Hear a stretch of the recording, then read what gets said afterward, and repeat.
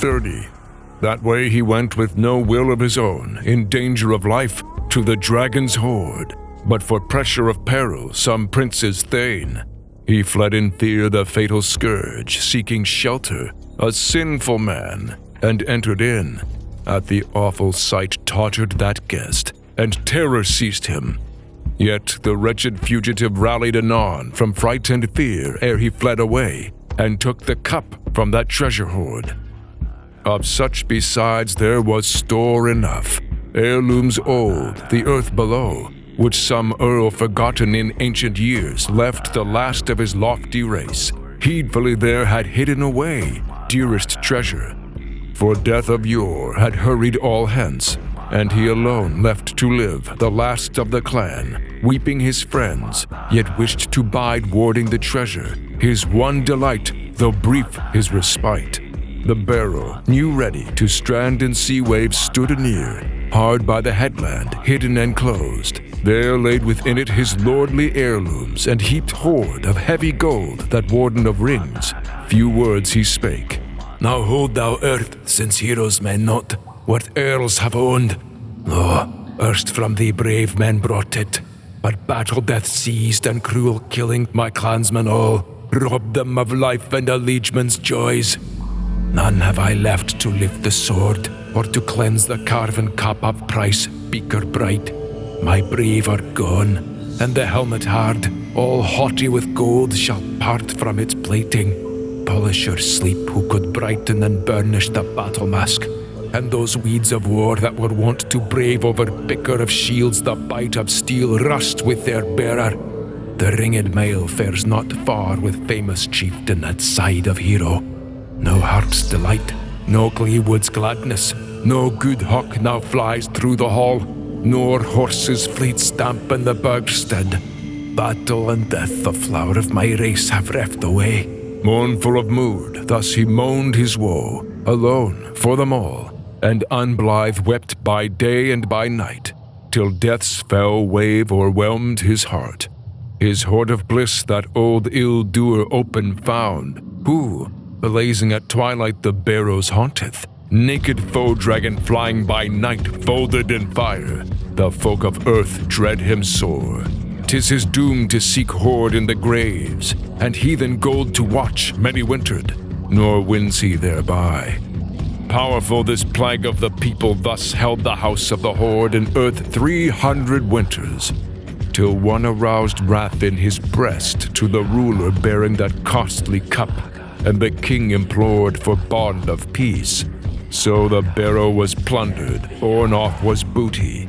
His boon was granted that wretched man, and his ruler saw first time what was fashioned in far-off days. When the dragon awoke, new woe was kindled. O'er the stone he snuffed. The stark heart found footprint of foe who so far had gone in his hidden craft by the creature's head. So may the undoomed easily flee evils and exile, if only he gain the grace of the wielder, that warden of gold o'er the ground went seeking, greedy to find the man who wrought him such wrong in sleep. Savage and burning, the barrow he circled all without, nor was any there, none in the waste. Yet war he desired, was eager for battle. The barrow he entered, sought the cup, and discovered soon that some one of mortals had searched his treasure, his lordly gold. The guardian waited ill enduring till evening came. Boiling with wrath was the barrow's keeper, and fain with flame the foe to pay for the dear cup's loss. Now day was fled, as the worm had wished. By its wall no more was it glad to bide, but burning flew folded in flame, a fearful beginning for sons of the soil. And soon it came, in the doom of their lord, to a dreadful end. 31. Then the baleful fiend its fire belched out, and bright homes burned. The blaze stood high, all landsfolk frighting. No living thing would that loathly one leave as aloft it flew. Wide was the dragon's warring sea, its fiendish fury far and near, as the grim destroyer those geatish people hated and hounded. To hidden lair, to its hoard, it hastened at hint of dawn. Folk of the land it had lapped in flame, with bale and brand. In its barrow it trusted, its battling and bulwarks. That boast was vain. To Beowulf then the bale was told quickly and truly. The king's own home, of buildings the best, in brand waves melted, that gift throne of Geats. To the good old man, sad in heart, 'twas heaviest sorrow. The sage assumed that his sovereign god he had angered, breaking ancient law, and embittered the Lord. His breast within with black thoughts welled, as his wont was never. The folk's own fastness that fiery dragon with flame had destroyed, and the stronghold all washed by waves. But the warlike king, prince of the waders, plotted vengeance. Warrior's bulwark, he bade them work all of iron, the earl's commander, a war shield wondrous. Well he knew that forest wood against fire were worthless, linden could aid not. Atheling brave, he was fated to finish this fleeting life, his days on earth and the dragon with him, though long it had watched o'er the wealth of the hoard. Shame he reckoned it, sharer of rings, to follow the flyer afar with a host, a broad-flung band. Nor the battle feared he, nor deemed he dreadful the dragon's warring, its vigor and valor. Ventures desperate he had passed a plenty, and perils of war, contest crash, since conqueror proud, Hrothgar's hall he had wholly purged, and in grapple had killed the kin of Grendel, loathsome breed. Not least was that of hand-to-hand fights where Hugelac fell, when the ruler of Geats in rush of battle, lord of his folk, in the Frisian land, son of Heirethel, by sword drafts died, by brands down beaten. Thence Beowulf fled through the strength of himself and his swimming power, though alone, and his arms were laden with 30 coats of mail when he came to the sea. Nor yet might Hetwaras heartily boast their craft of contest, who carried against him shields to the fight, but few escaped from strife with the hero to seek their homes. Then swam over ocean Ecgtheow's son, lonely and sorrowful, seeking his land, where Hugid made him offer of hoard and realm, rings and royal seat, reckoning not the strength of her son to save their kingdom from hostile hordes after Hugelac's death. No sooner for this could the stricken ones in any wise move that Aetheling's mind over young Hardreid's head as lord and ruler of all the realm to be. Yet the hero upheld him with helpful words, aided in honor, till older grown, he wielded the Wader Geats. Wandering exiles sought him o'er seas, the sons of Othera, who had spurned the sway of the Schulfing's helmet, the bravest and best that broke the rings in Swedish land, of the Sea King's line, haughty hero. Hence Hardreid's end, for shelter he gave them. Sword death came, the blades fell blow, to bairn of Hugelac, but the son of Ongentheow sought again. When Hardreid fell, leaving Beowulf lord of Geats and Gift-Seat's master, a good king he, 32 and 33. The fall of his lord he was fain to requite in after days, and to Eadialis he proved friend to the friendless, and forces sent over the sea to the son of Othera, weapons and warriors. Well repaid he those care paths cold when the king he slew. Thus safe through struggles the son of Ecgtheow passed a plenty, through perils dire with daring deeds till this day was come, that doomed him now with the dragon to strive. With comrades 11, the lord of Geats, swollen in rage, went seeking the dragon. He had heard whence all the harm arose and the killing of clansmen. That cup of price on the lap of the lord had been laid by the finder. In the throng was this 1/13th man, starter of all the strife and ill, care-laden captive. Cringing thence forced and reluctant he led them on till he came in ken of that cavern hall. The barrow delved near billowy surges, flood of ocean. Within, 'twas full of wire gold and jewels. A jealous warden, warrior trusty the treasures held, lurked in his lair. Not light the task of entrance for any of earth-born men. Sat on the headland the hero king, spake words of hail to his hearth companions, gold friend of Geats. All gloomy his soul, wavering, death-bound. Weird full nigh stood ready to greet the gray-haired man, to seize his soul hoard, sunder apart life and body. Not long would be the warrior's spirit enwound with flesh. Beowulf spake, the bairn of Ecgtheow. Through store of struggles I strove in youth, mighty feuds, I mind them all. I was 7 years old when the Sovereign of Rings, friend of his folk, from my father took me, had me, and held me, Hrethel the king, with food and fee, faithful in kinship. Ne'er, while I lived there, he loathlier found me, bairn in the burg, than his birthright sons, Heribald and Hethcyn, and who ye like mine. For the eldest of these, by unmeet chance, by kinsman's deed, was the deathbed strewn, when Hethcyn killed him with horny bow. His own dear liege laid low with an arrow, missed the mark, and his mates shot down, one brother the other, with bloody shaft. A foolish fight and a fearful sin, horror to Hrethel. Yet hard as it was, unavenged must the atheling die. Too awful it is for an aged man to bide and bear that his bairn so young rides on the gallows. A rhyme he makes, sorrow song, for his son there hanging as rapture of ravens. No rescue now can come from the old, disabled man. Still is he minded as morning breaks of the air gone elsewhere. Another he hopes not he will bide to see his burg within as ward for his wealth. Now the one has found doom of death that the deed incurred. Forlorn he looks on the lodge of his son, wine hall waste and wind-swept chambers reft of revel. The rider sleepeth, the hero far hidden. No harp resounds, in the courts no wassail, as once was heard. Then he goes to his chamber, a grief song chants alone for his lost.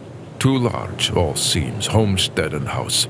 So the helmet of waders hid in his heart for Heribald waves of woe.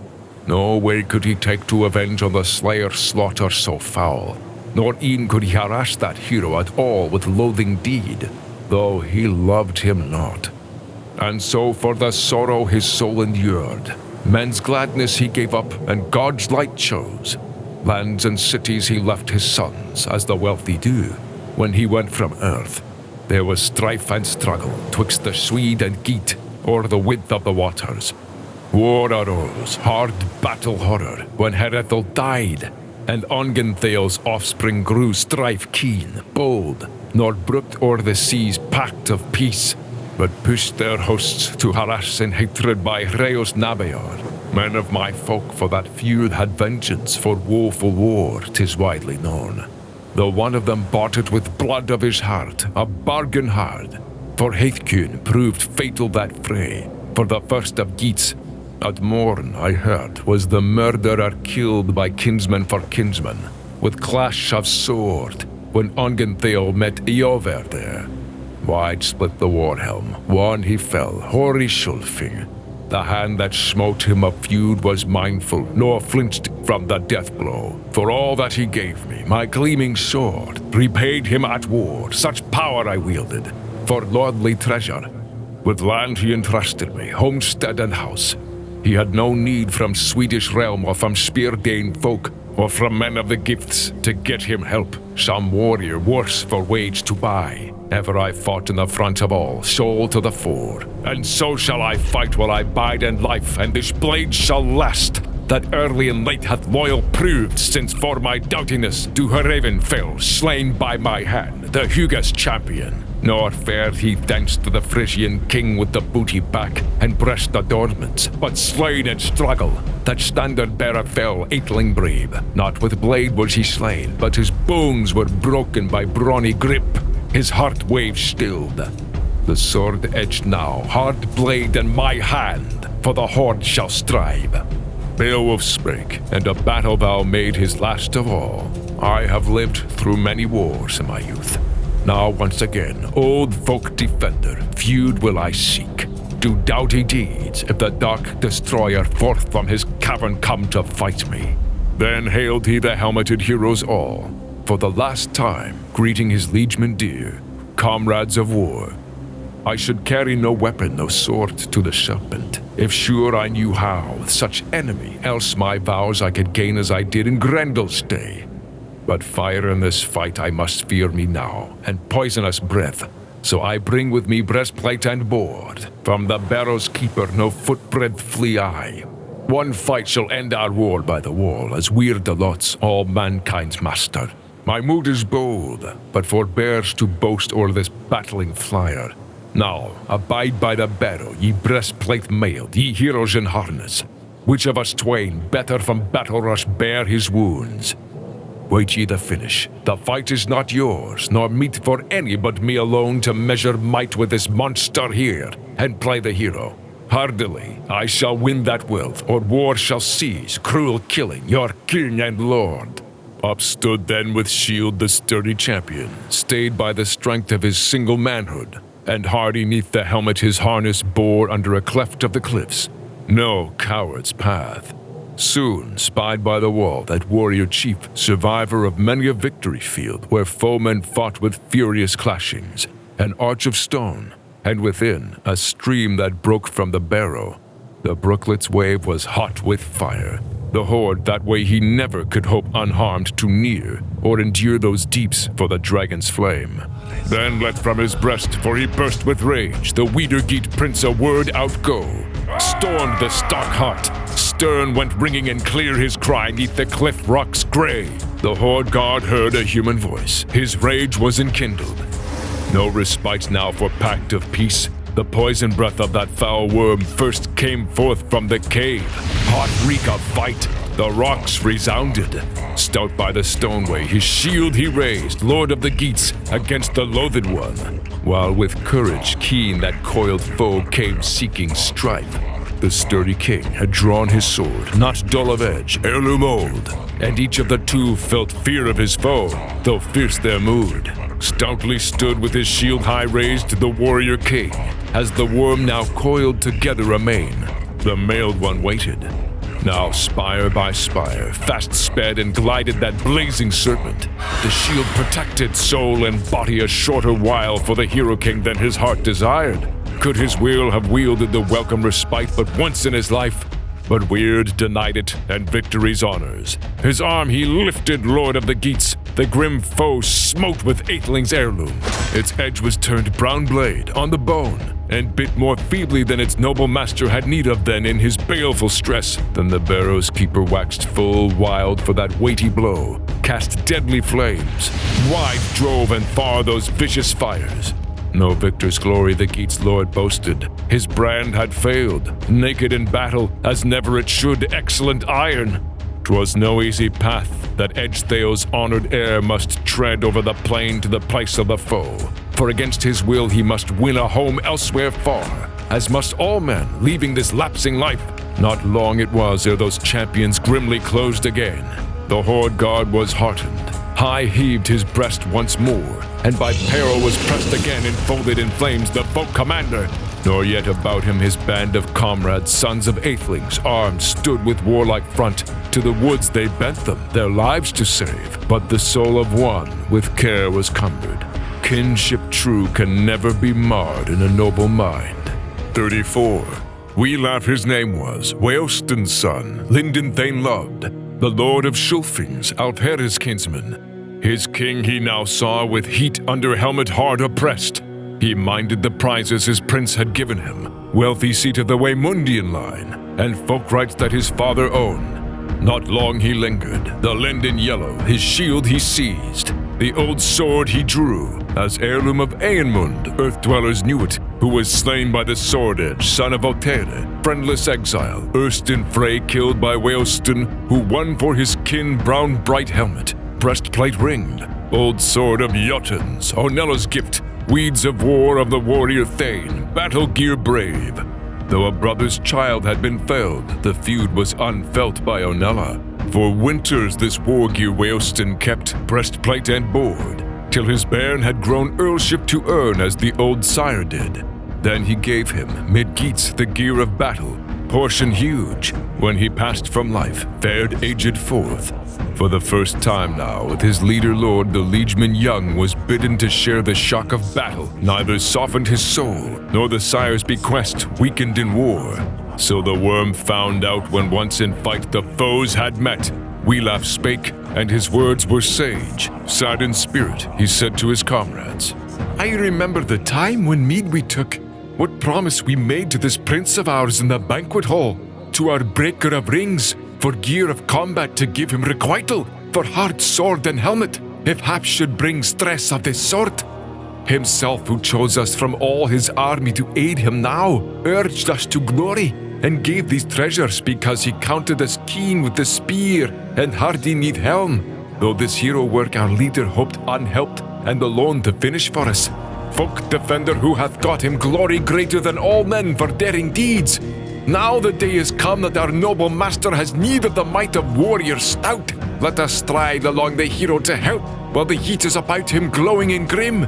For God is my witness, I am far more fain the fire should seize along with my lord these limbs of mine, unsuiting it seems our shields to bear homeward hence. Save here, we essay to fell the foe and defend the life of the wader's lord. I wot 'twere shame on the law of our land if alone the king out of Geatish warriors woe endured, and sank in the struggle. My sword and helmet, breastplate and board for us both shall serve. Through slaughter reek strode he to succor his chieftain, his battle helm bore, and brief words spake. Beowulf, dearest, do all bravely, as in youthful days of yore. Thou vowedst that while life should last, thou wouldst let no wise thy glory droop. Now great in deeds, atheling steadfast, with all thy strength, shield thy life. I will stand to help thee. At the words, the worm came once again, murderous monster, mad with rage, with fire billows flaming its foes to seek, the hated men. In heat waves burned that bored the boss, and the breastplate failed to shelter at all the spear-thane young. Yet quickly under his kinsman's shield went eager the earl, since his own was now all burned by the blaze. The bold king again had mind of his glory. With might his glaive was driven into the dragon's head, blow nerved by hate. But gnarling was shivered. Broken in battle was Beowulf's sword, old and grey. 'Twas granted him not that ever the edge of iron at all could help him at strife. Too strong was his hand, so the tale is told, and he tried too far with strength of stroke all swords he wielded. Though sturdy their steel, they steadied him not. Then for the third time, thought on its feud that folk-destroyer fire-dread dragon, and rushed on the hero, where room allowed battle grim burning. Its bitter teeth closed on his neck, and covered him with waves of blood from his breast that welled. 35. 'Twas now, men say, in his sovereign's need that the earl made known his noble strain, craft and keenness and courage enduring, heedless of harm, though his hand was burned. Hardy-hearted, he helped his kinsman. A little lower the loathsome beast he smote with sword. His steel drove in bright and burnished. That blaze began to lose and lessen. At last the king wielded his wits again. War knife true, a biting blade by his breastplate hanging. And the wader's helm smote that worm asunder, felled the foe, flung forth its life. So had they killed it, kinsmen both, athelings twain. Thus an earl should be in danger's day. Of deeds of valor this conqueror's hour of the king was last, of his work in the world. The wound began, which that dragon of earth had erst inflicted, to swell and smart, and soon he found in his breast was boiling, baleful and deep pain of poison. The prince walked on, wise in his thought, to the wall of rock, then sat and stared at the structure of giants, where arch of stone and steadfast column upheld forever that hall in earth. Yet here must the hand of the henchman peerless lave with water his winsome lord. The king and conqueror, covered with blood, with struggle spent, and unspanned his helmet. Beowulf spake in spite of his hurt, his mortal wound. Full well he knew his portion now was past and gone of earthly bliss, and all had fled of his file of days, and death was near. I would fain bestow on son of mine the skear of war, were given me now that any heir should after me come of my proper blood. This people I ruled 50 winters. No folk king was there, none at all, of the neighboring clans who war would wage me with warriors' friends, and threat me with horrors. At home I bided what fate might come, and I cared for mine own. Feuds I sought not, nor falsely swore ever on oath. For all these things, though fatally wounded, fain am I. From the ruler of man no wrath shall seize me, when life from my frame must flee away for killing of kinsmen. Now quickly go and gaze on that horde neath the hoary rock we laugh loved.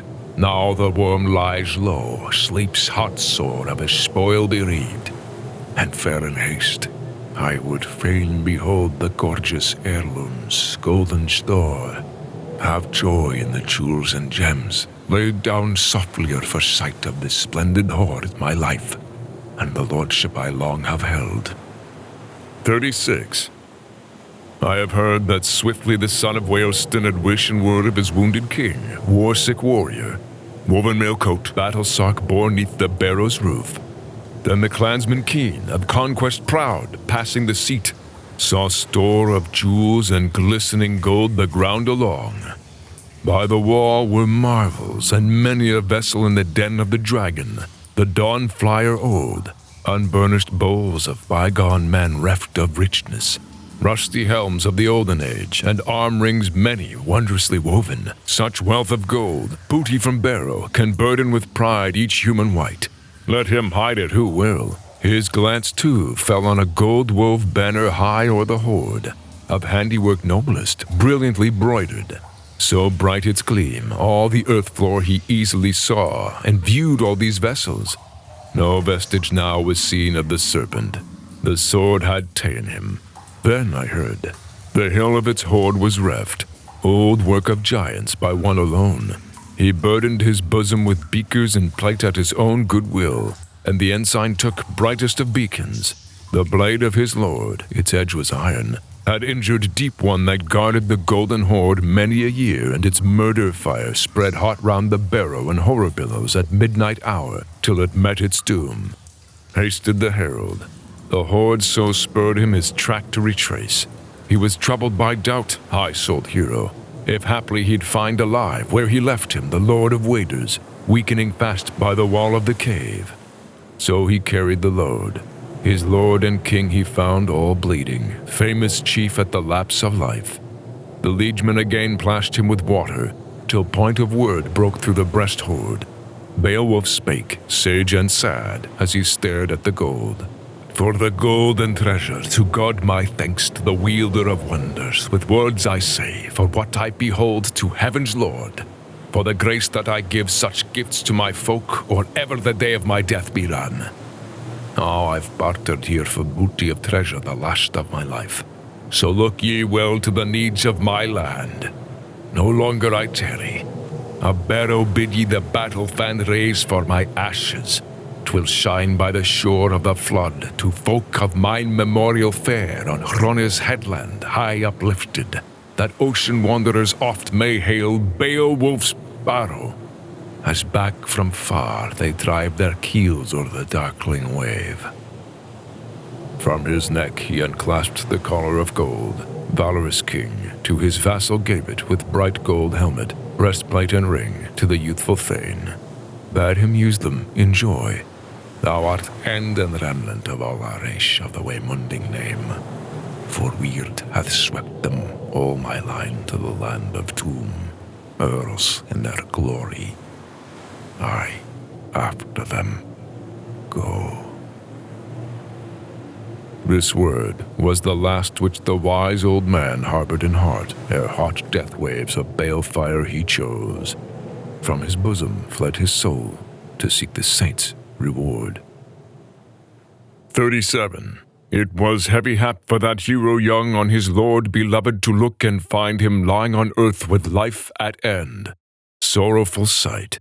But the slayer too, awful earth dragon, empty of breath, lay felled in fight, nor fain of its treasure could the writhing monster rule it more. For edges of iron had ended its days, hard and battle-sharp, hammers leaving, and that flyer afar had fallen to ground hushed by its hurt, its hoard all near, no longer lusty aloft to whirl at midnight, making its merriment seen.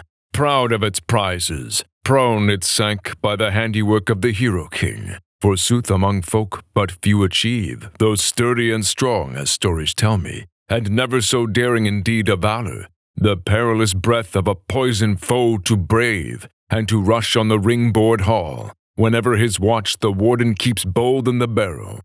Beowulf paid the price of death for that precious hoard, and each of the foes had found the end of his fleeting life. Befell ere long that the laggards in war the wood had left, Troth-breakers, cowards, 10 together, fearing before to flourish a spear in the sore distress of their sovereign lord. Now in their shame, their shields they carried, armor of fight where the old man lay, and they gazed on Wiglaf. Wearied he sat at his sovereign's shoulder, shieldsman good to wake him with water. No wise it availed. Though well he wished it, in world no more could he barrier life for that leader of battles, nor baffle the will of all-wielding God. Doom of the Lord was law o'er the deeds of every man, as it is today. Grim was the answer, easy to get from the youth for those that had yielded to fear.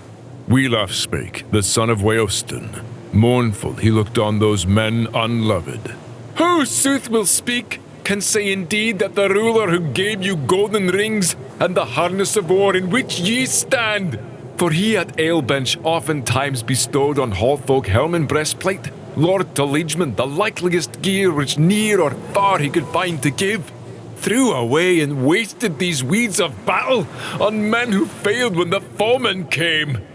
Not at all could the king of his comrades in arms venture to vaunt, though the victory wielder God gave him grace that he got revenge sole with his sword in stress and need. To rescue his life, 'twas little that I could serve him in struggle, yet shift I made hopeless it seemed to help my kinsman. Its strength ever waned when with weapon I struck that fatal foe, and the fire less strongly flowed from its head. Too few the heroes in throe of contest that thronged to our king. Now gift of treasure and girding of sword, joy of the house and home delight shall fail your folk. His freehold land every clansman within your kin shall lose and leave when lords high-born hear afar of that flight of yours, a fameless deed. Yea, death is better for liegemen all than a life of shame. 38 and 39. That battle toil bad he at Burg to announce at the fort on the cliff, where full of sorrow all the morning earls had sat, daring shieldsmen, in doubt of twain. Would they wail as dead or welcome home their lord beloved? Little kept back of the tidings new, but told them all, the herald that up the headland rode. Now the willing giver to wader folk in death-bed lies. The lord of Geats on the slaughter-bed sleeps by the serpent's steed, and beside him is stretched that slayer of men with knife wounds sick. No sword availed on the awesome thing in any wise to work a wound. There Wiglaf sitteth, Weohstan's bairn, by Beowulf's side, the living earl by the other dead, and heavy of heart a head watch keeps o'er friend and foe. Now our folk may look for waging of war, when once unhidden to Frisian and Frank the fall of the king is spread afar. The strife began, when hot on the Hugas Huyalak fell, and fared with his fleet to the Frisian land. Him there the Hetwaras, humbled in war, plied with such prowess their power, o'erwhelming that the bold in battle bowed beneath it and fell in fight. To his friends no wise could that earl give treasure, and ever since the Merowing's favor has failed us wholly. Nor aught expect I of peace and faith from Swedish folk. 'Twas spread afar how Ongen Theo reft at Ravenswood hath Coon Hrethling of hope and life, when the folk of Geats for the first time sought in wanton pride the warlike Scholfings. Soon the sage old sire of Othere, ancient and awful, gave answering blow. The sea king he slew, and his spouse redeemed. His good wife rescued, though robbed of her gold, mother of Othere and Onella. Then he followed his foes, who fled before him sore beset and stole their way, bereft of a ruler, to Ravenswood. With his host he besieged there what swords had left, the weary and wounded. Woes he threatened the whole night through to that hard-pressed throng. Some with the morrow his sword should kill, some should go to the gallows tree for rapture of ravens. But rescue came with dawn of day for those desperate men when they heard the horn of Huyalak sound. Tones of his trumpet, the trusty king had followed their trail with faithful band. The bloody swath of Swedes and Geats and the storm of their strife were seen afar. How folk against folk the fight had wakened. The ancient king with his atheling band sought his citadel, sorrowing much. Ongen Theo Earl went up to his burg. He had tested Huyalak's hardihood, the proud one's prowess, would prove it no longer, defied no more those fighting wanderers, nor hoped from the seamen to save his hoard, his bairn, and his bride. So he bent him again, old to his earth walls. Yet after him came with slaughter for Swedes the standards of Huyalak o'er peaceful plains in pride advancing, till Hrethlings fought in the fenced town. Then Ongenthil, with edge of sword, the hoary bearded, was held at bay, and the folk king there was forced to suffer Eofor's anger. In ire at the king, Wolf one Redding with weapons struck, and the chieftain's blood for that blow in streams flowed neath his hair. No fear felt he, stout old Schulfing, but straightway repaid in better bargain that bitter stroke, and faced his foe with fell intent. Nor swift enough was the son of Wunared answer to render the aged chief. Too soon on his head the helm was cloven, blood bedecked he bowed to earth, and fell adown. Not doomed was he yet, and well he waxed, though the wound was sore. Then the hardy Huyalak Thane, when his brother fell, with broad brand smote, giant sword crashing through giant's helm across the shield wall. Sank the king, his folk's old herdsman, fatally hurt. There were many to bind the brother's wounds and lift him, fast as fate allowed his people to wield the place of war. But Eofor took from Ongenthil, earl from other, the iron breastplate, hard sword hilted and helmet too, and the hoar chief's harness to Huyalak carried, who took the trappings and truly promised rich fee mid folk, and fulfilled it so. For that grim strife gave the Geatish lord Hrethel's offspring, when home he came, to Eivor and Wolf a wealth of treasure.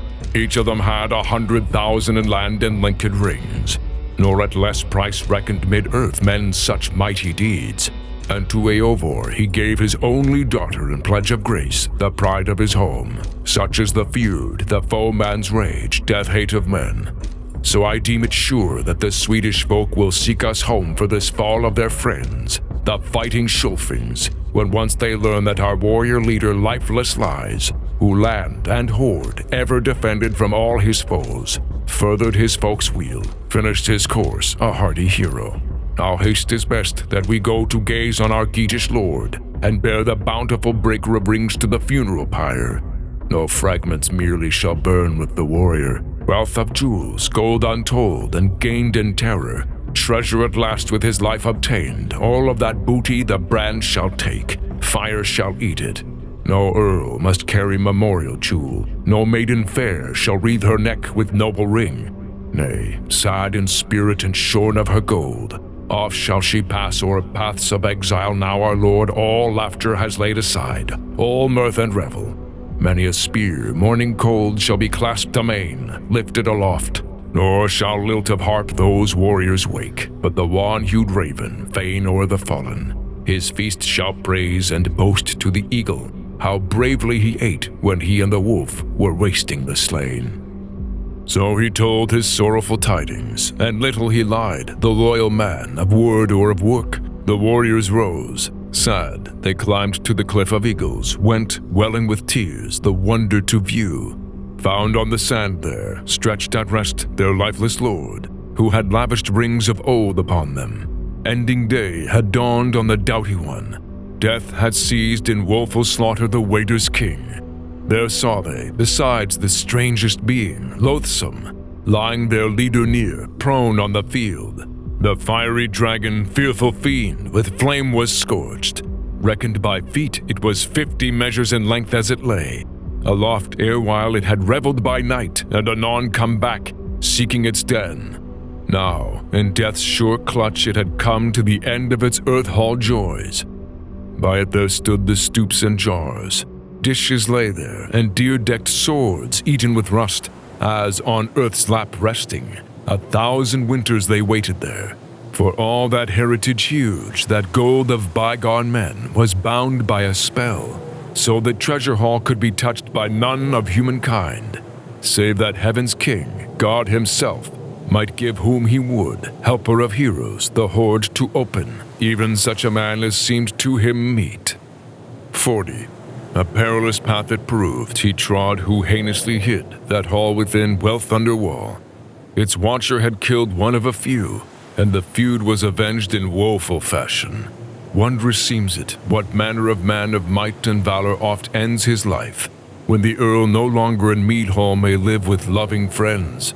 So Beowulf, when that barrow's warden he sought, and the struggle, himself knew not in what wise he should wend from the world at last.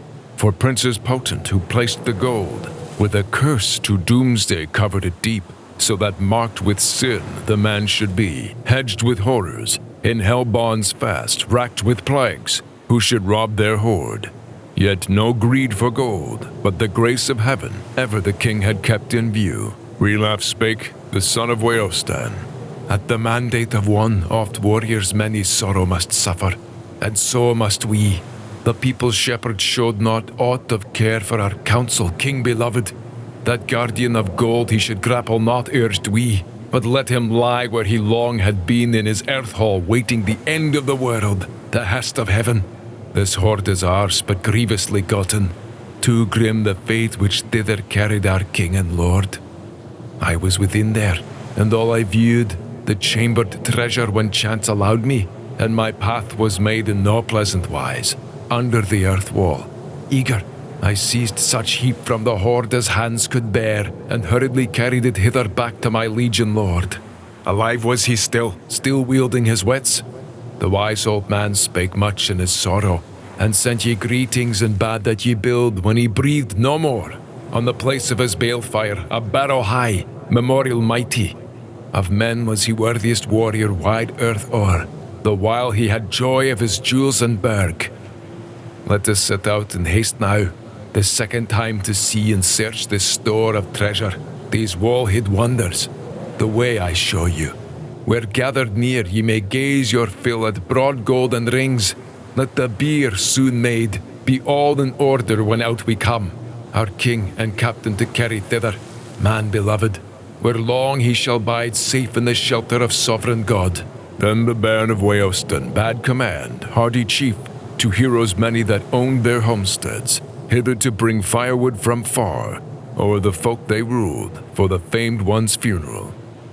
Fire shall devour, and wan flames feed on the fearless warrior who oft stood stout in the iron shower, when, sped from the string, a storm of arrows shot o'er the shield wall. The shaft held firm, featly feathered, followed the barb. And now the sage young son of Weohstan 7 chose of the chieftain's thanes, the best he found that band within, and went with these warriors, one of 8, under hostile roof. In hand one bore a lighted torch, and led the way. No lots they cast for keeping the hoard, when once the warriors saw it in hall, altogether without a guardian, lying there lost. And little they mourned when they had hastily haled it out, dear-bought treasure. The dragon they cast, the worm, o'er the wall for the wave to take, and surges swallowed that shepherd of gems. Then the woven gold on a wain was laden, countless quite, and the king was born, hoary hero, to Hrone's Ness. 41. Then fashioned for him the folk of Geats firm on the earth a funeral pile, and hung it with helmets and harness of war and breastplates bright, as the boon he asked, and they laid amid it the mighty chieftain, heroes mourning their master dear.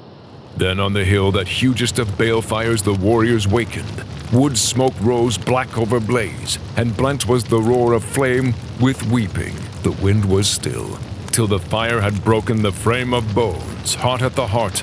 In heavy mood their misery moaned they, their master's death, wailing her woe, the widow old, her hair upbound for Beowulf's death, sung in her sorrow, and said full oft she dreaded the doleful days to come, death's enow, and doom of battle and shame.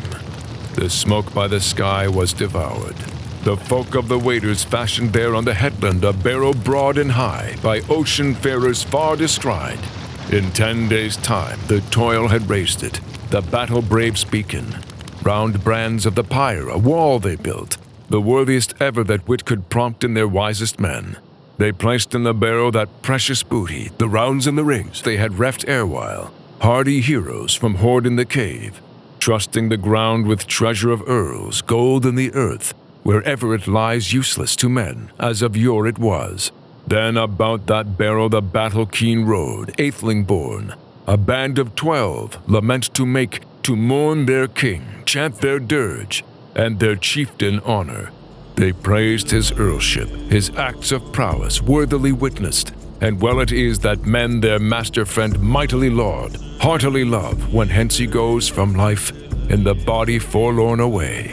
Thus made their mourning the men of Geatland, for their heroes passing his hearth companions. Quoth that of all the kings of earth, of men he was mildest, and most beloved, to his kin the kindest, keenest for praise.